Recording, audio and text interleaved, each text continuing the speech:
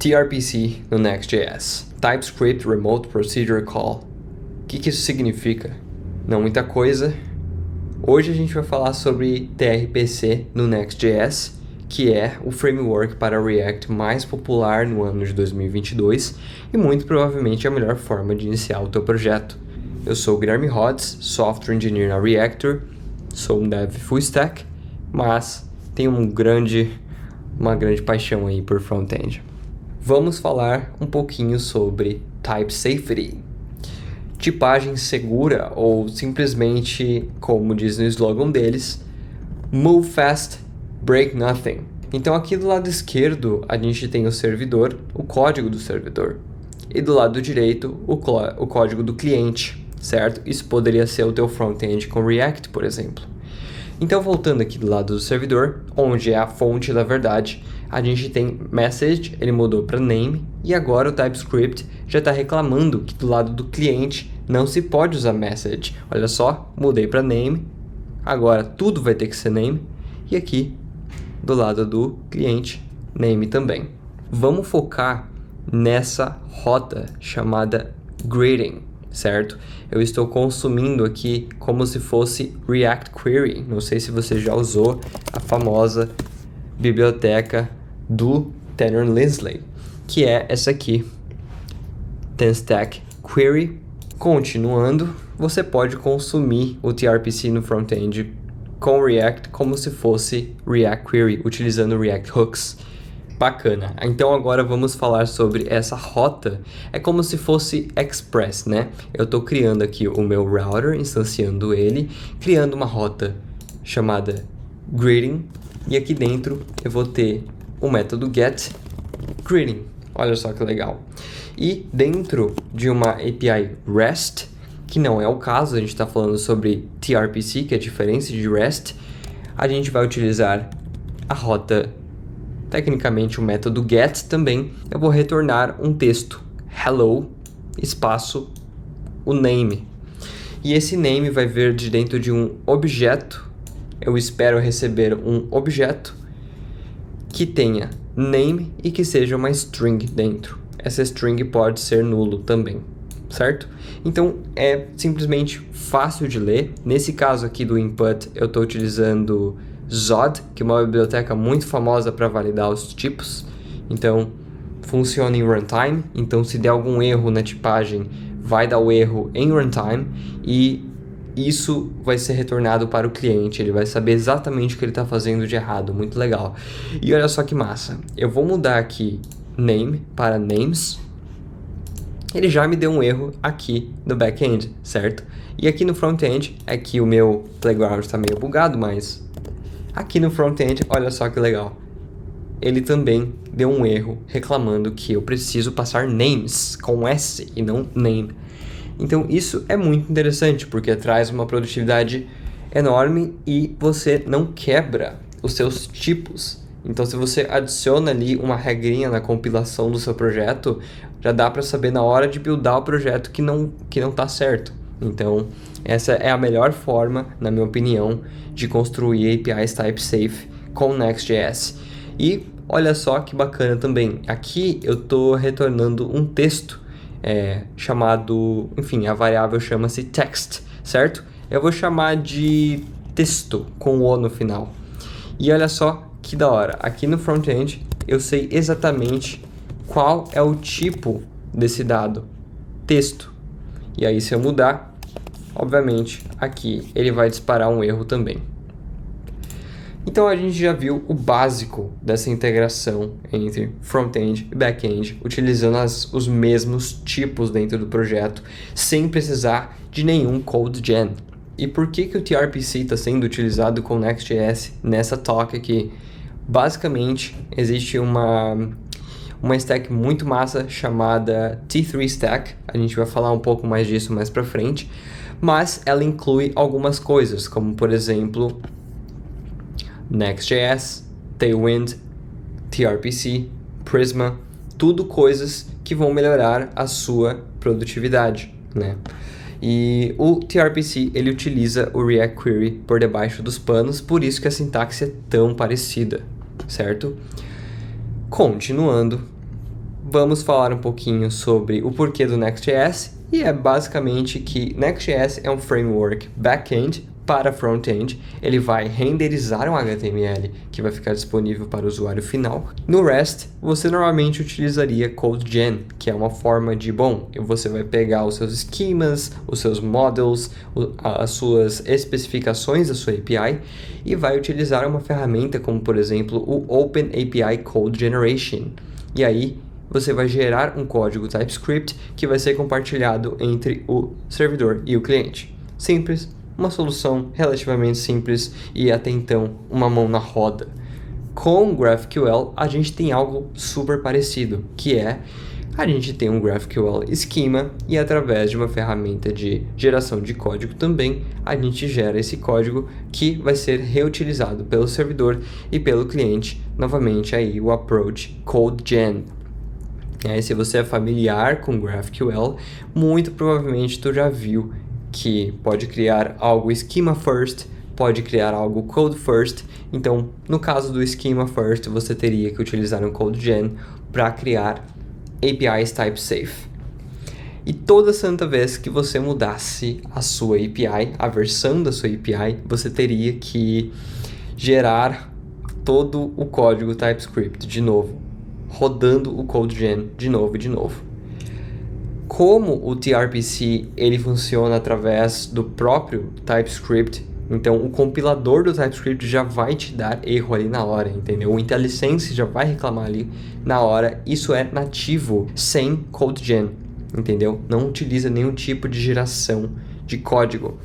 Então, você já pode ver que o diagrama ficou extremamente simples aqui, porque é simplesmente escrever no servidor, consumir no cliente. Não tem segredo. Principalmente se você está utilizando um monorepo em que os tipos são compartilhados. Então, esse aqui é um resumão do que a gente vai ver hoje, né? TRPC simplificando as coisas pra gente. No caso do GraphQL, só vou deixar um adendo aqui. Eu acredito que é uma solução muito boa, principalmente quando você tem um time que se responsabiliza pelo back-end e um time de front-end. E aí você tem esse desacoplamento de um time, enquanto no TRPC você tem um time mais acoplado, um time mais full stack, provavelmente uma startup em que precisa mover-se rápido e a gente toca em todas as partes do código, todo o espectro front-end, back-end e tudo isso dentro de um projeto só.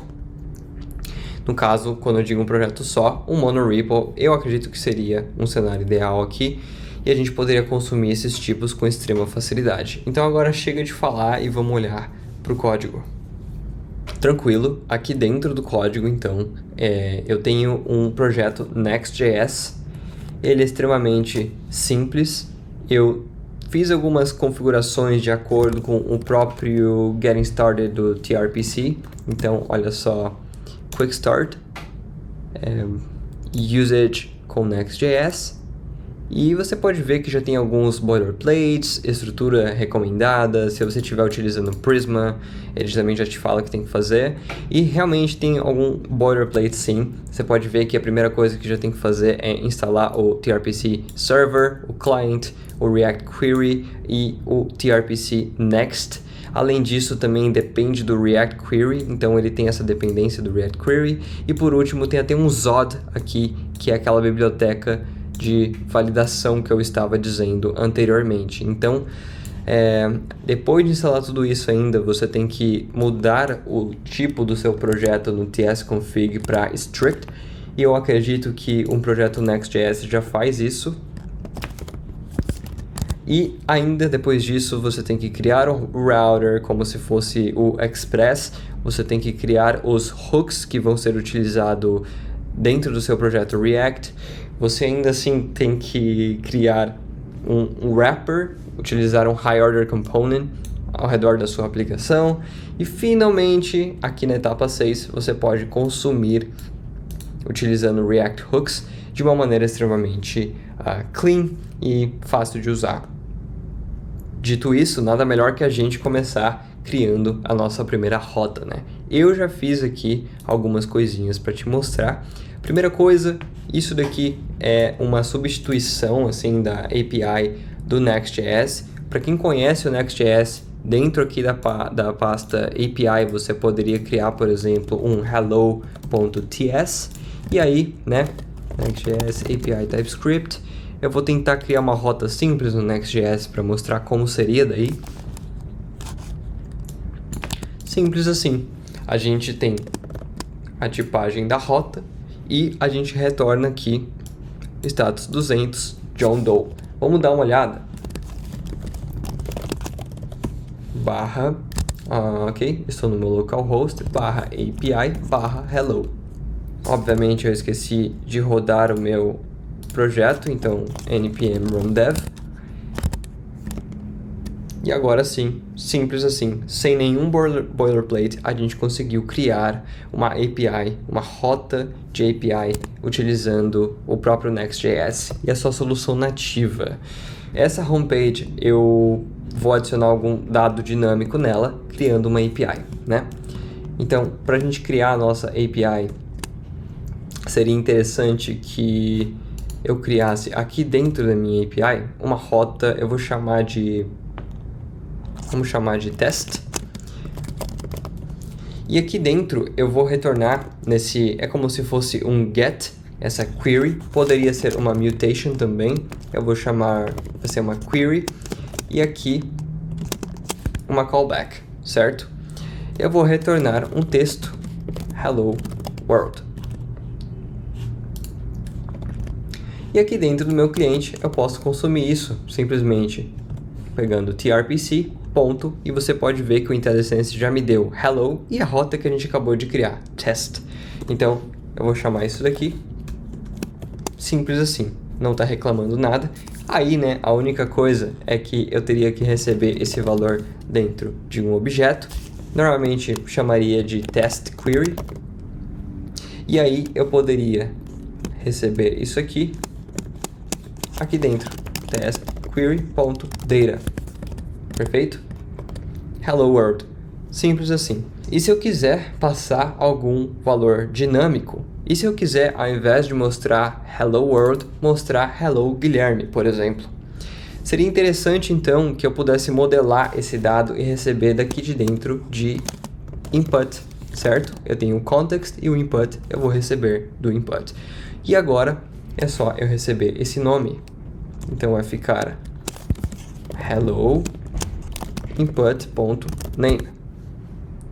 Mas aí ele está reclamando que input não tem tipo nenhum, né? Não tem nada. Propriedade name não existe dentro de input. Nesse caso, eu poderia utilizar a nossa biblioteca Zod para definir um modelo do input que a gente quer receber. Então, fazendo isso aqui, eu posso chamar z de Zod, ponto, objeto. Então eu vou criar um objeto e eu espero que esse objeto me passe pelo menos o nome da pessoa, né? Então, name. Isso daqui vai ser do tipo string. Se eu quisesse que isso aqui fosse opcional, para não dar erro lá no front-end, você viu que já deu erro no front-end. Ele já espera que isso aqui seja um objeto com name e que seja uma string. Coloquei meu nome, salvei isso aqui agora e agora ele já retornou hello Guilherme Rods. Fácil assim. Mas aí, Rods, eu quero que isso aqui seja opcional.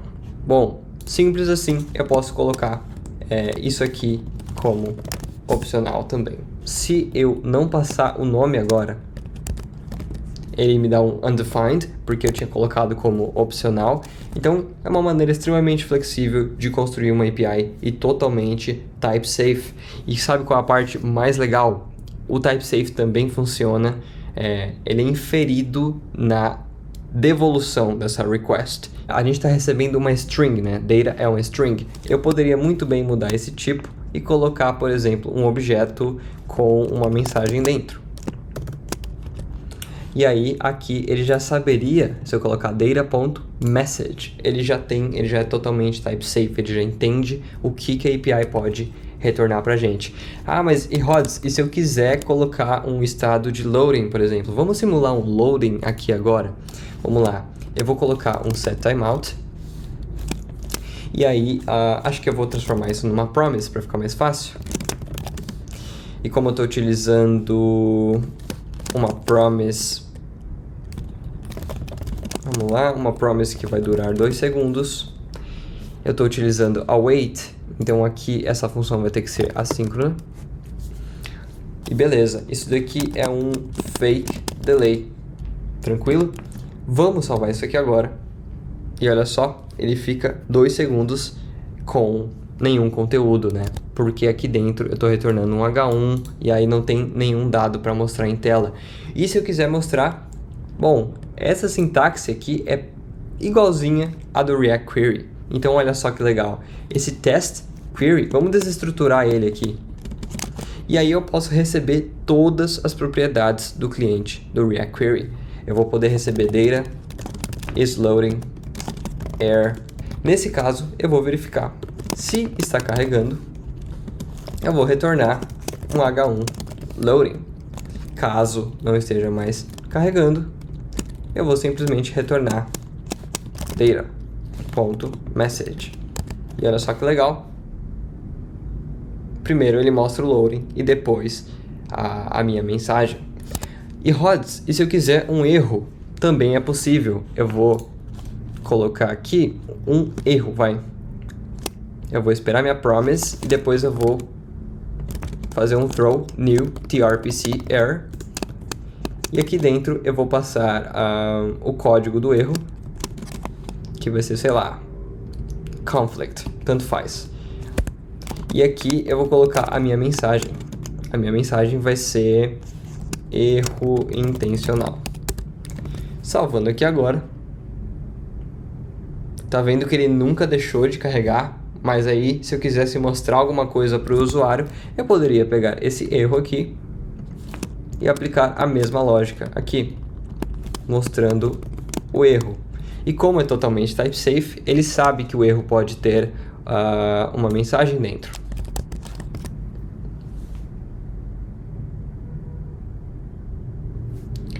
Então, existe um comportamento do React Query que ele vai esperar falhar todas as retentativas, acho que são 4 ou 5, e aí depois, só depois disso, ele mostra que erro intencional, né? Então, só para tornar as coisas um pouco mais simples, eu vou colocar uma opção no meu React Query só para tirar os retries, né? Eu vou colocar false e ele nunca vai retentar. Então, assim que ele falhar, ele já vai falhar de vez, ele não vai tentar de novo.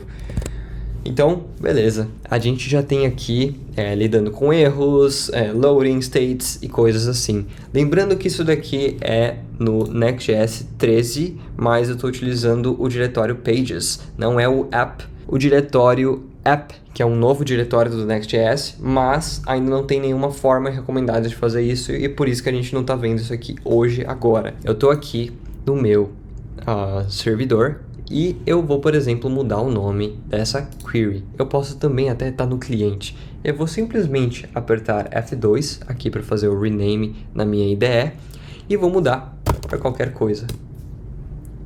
E ele muda dos dois lados, tanto o cliente quanto o servidor. E ele não tem nenhuma etapa de code gen. Eu simplesmente compartilho os tipos. Isso é muito legal. Outra coisa interessante é que, por ser React Query, eu posso fazer um prefetching dessas coisas do lado do servidor e entregar os dados já prontos para o cliente. E para fazer isso, eu posso simplesmente criar um get server side props. Na verdade, vamos criar um get static props. Olha só que legal. Eu faço o prefetch dessa rota no get static props. Então eu faço do lado do servidor. E aí, no cliente, eu já tenho esses dados mocados, basicamente. Eu posso simplesmente utilizar o useQuery, vai reconhecer instantaneamente. Ele vai procurar pela query key e já vai saber qual é o dado. Não vai ter nem estado de loading nesse caso do getStaticProps. Então você vai gerar isso no seu build e você não precisa mudar código nenhum aqui em cima. Vamos ver como isso funciona? Eu vou abrir aqui localhost 3000, lembrando que a função leva 2 segundos para executar. Executou e me retornou isso, certo? E tem muito mais que isso. Esse prefetch poderia ser feito dentro desse componente aqui em cima. certo? Eu nem preciso, na verdade, do getStaticProps. Você poderia fazer um prefetch, por exemplo, quando o usuário passa o mouse em cima de algum botão, ou de algum link, ou de algum card. Você poderia fazer o prefetching de algum recurso para melhorar a experiência do usuário, ou seja, o usuário, antes mesmo dele clicar num cartão, você já faz o prefetch do que aquele cartão vai fazer. Então, isso é uma técnica que tu poderia utilizar com o React Query. E eu gostei muito dessa decisão do TRPC utilizar o React Query. Beleza? Eu simplesmente deletei o código aqui e olha só que bacana. Continua funcionando normal agora, só que com o loading. Tipo, existe também uma pequenininha função aqui chamada SSR. Com o SSR ativo, olha só que engraçado. Você não vê nada, você simplesmente não vê o processo de loading. Deixa eu colocar aqui como false. Entendi. Então, se você mexe no SSR, se você muda ele, você pode ver que o isLoading ele acontece, né? Ele muda para true e você realmente assiste isso do lado do front-end. Bacana. Essa é mais uma função que tem aqui na configuração do seu TRPC para Next.js. Muito legal.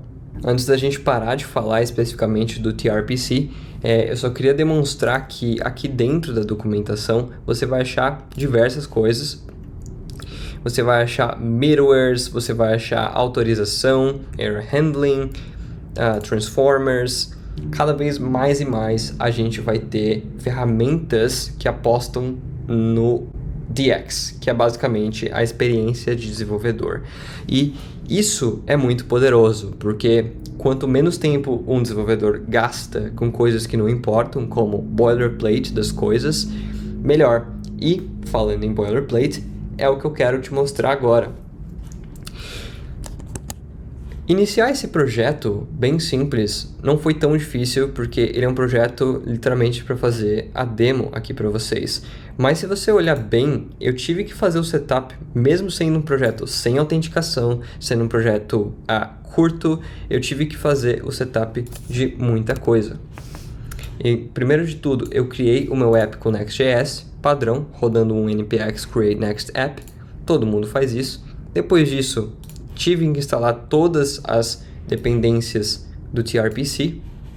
Novamente, fazer o setup do server, fazer o setup das utils, até setar o endpoint, é tudo boilerplate. E imagine se você ainda tivesse que setar middlewares, fazer autenticação e mais algumas coisas em relação à estrutura de pastas, né? Porque nem sempre o que a documentação está mostrando é o melhor. Para isso, existe uma ferramenta chamada, é uma CLI na verdade, chamada Create T3 App. Isso daqui é uma stack que ela é, na minha opinião, a forma mais produtiva de iniciar um projeto com React hoje. Ele explica aqui por que TypeScript, por que Next.js e por que TRPC, Prisma, que é um ORM. Você pode simplesmente se conectar e sair utilizando teu banco de dados de graça e type safe. É extremamente simples de utilizar o Prisma. E outra, a gente tem Tailwind, que vem sendo muito falado recentemente. E ele decidiu juntar essas três aqui para ter um combo de produtividade, né? Então, equipes menores, menos gente, passando mais tempo fazendo coisas que importam para o projeto, ao invés de escrever mais boilerplate. Para fazer isso, eu vou entrar no meu terminal aqui e rodar um npx create t3 app @latest para pegar a última versão. E agora eu vou esperar um pouquinho e ele já me fala aqui qual é o nome do seu projeto. Eu vou colocar my t3 app 2, porque eu já tenho um com o mesmo nome na minha máquina. Você vai utilizar JS ou TS? Quais pacotes você gostaria de adicionar ou de ativar? NextAuth, que é basicamente uma autorização, é uma library de autenticação e você pode utilizar com vários providers, como Google, Discord, e você pode usar várias outras redes sociais também. Enfim, dá uma olhada que é uma library bem famosa. Outra coisa, Prisma. Um ORM que vai conectar com basicamente qualquer SQL bem usado hoje em dia. Tailwind é basicamente uma forma de escrever CSS rapidamente e de forma declarativa, não necessariamente a coisa mais fácil de manutenção, mas, na minha opinião, é a melhor forma de começar. TRPC, construir APIs type safe. Então, tudo isso, cara, acaba virando um combo. E a comunidade acabou cuidando disso. Então, só pressionando Enter aqui, iniciando o meu repo, eu já tenho todo o boilerplate pronto. Então, a gente só começa a usar, a gente só desfruta da parte que importa. Né? Tudo que não importa já foi feito, já foi encapsulado e a gente pode mudar isso depois. Vou te mostrar também o projeto rodando. Deixa eu fechar o meu outro projeto que eu estava mostrando até agora. Vou rodar um npm run dev. Então, o que você vai conseguir com o Create T3 App? É o seguinte, você vai ter esse .env.example, é uma aplicação bem simples que utiliza o Discord como autenticação. Então tem essas dependências aqui, todo o TRPC, tem o Prisma, tem o NextAuth para fazer a autenticação, tem aqui um arquivo .env que eu já fiz o meu setup aqui com a minha conta do Discord só para te mostrar agora. Então vamos dar uma olhadinha no browser e ver como é que tá isso aqui, tá? Essa é a página inicial. Eu fiz já login na minha conta do Discord, vou deslogar e vou logar de novo. Isso aqui tudo com uma biblioteca gratuita. Então aqui eu já pego os scopes, autorizo e pronto. Autenticação implementada no meu app. Não preciso me preocupar com isso por um bom tempo, até que eu precise do meu próprio microserviço de autenticação. E aqui, cara, só foca no que importa, entende? Se você quiser dar uma olhada na estrutura de pastas, tem aqui uma estrutura de pastas bonitinha, explicando para que serve cada coisa.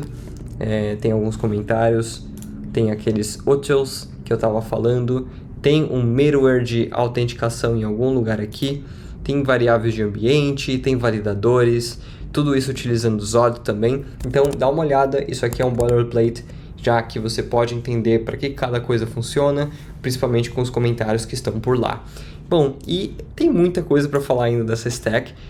Recomendo aí você dar uma olhada. Tem um vídeo do Theo que ele explica que ele deletou, basicamente ele removeu metade do recurso de código que ele tinha por causa do TRPC. E aqui ele explica como ele conheceu o TRPC e como essas coisas funcionaram para ele, né? E o que tem de ruim também. O que mais? Bom, eu acho que eu vou ficando por aqui. Se você curtiu essas 6 ferramentas da T3 Stack, com certeza vale a pena tentar. Bom, me segue lá no Twitter, Guilherme_Rods, e eu posto bastante coisa sobre Stack e Developer Experience. E é isso aí, um abraço.